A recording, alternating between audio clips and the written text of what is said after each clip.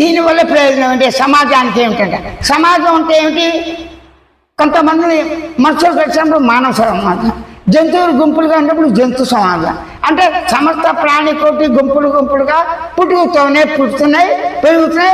ఆ పుట్టుతున్న వాటి సమాజం అంటే జంతువుల సమాజంలో ఆహార నిద్ర మైదినస, తినటానికి ఆహారం, వయసుకు తోడు, కామము, పిల్లలు పుడతాం, వాటిని గుంపులు కూడా బతకటం, అవసరార్థం జీవించడం, చనిపోవటమే, ఇంకేం లేదు అని ఒక మానవ జంతువు మాత్రమే గ్రహించి ద్విపాద పశువు.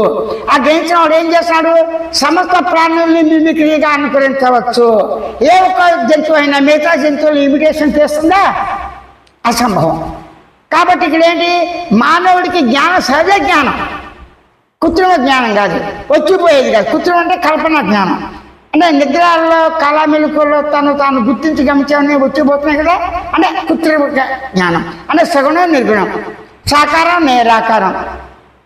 ఆ విధంగానే గమనించేవాడు గమనించబడిన వస్తువు, కర్త కర్మకర, ఇవన్నీ కూడా వచ్చిపోయేవన్నీ తనకు స్వానుభవంలో ఉన్నది. కాబట్టి స్వానుభవంతో తానుగా గమనించి ఊరుకుంటే వాటికి అవే కామైపోయి సహజమైన ప్రశాంతతో, సహజమైన అస్తిత్వంతో, సహజమైన చైతన్యంతో, సహజమైన మౌనంతో ఊరక ఉన్నావు అని పొందడమే ప్రయోజనం.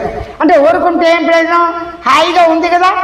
ఏ వ్యక్తి అయినా, ఏ జంతువు అయినా తన అనుబంధాలతో తాను ఏ కర్మలు చేసినప్పటికీ ఆనందాన్ని ఆశిస్తాయి, స్వేచ్ఛను ఆశిస్తాయి. కానీ ఈ ఆనందం దేని ద్వారా వస్తుంది?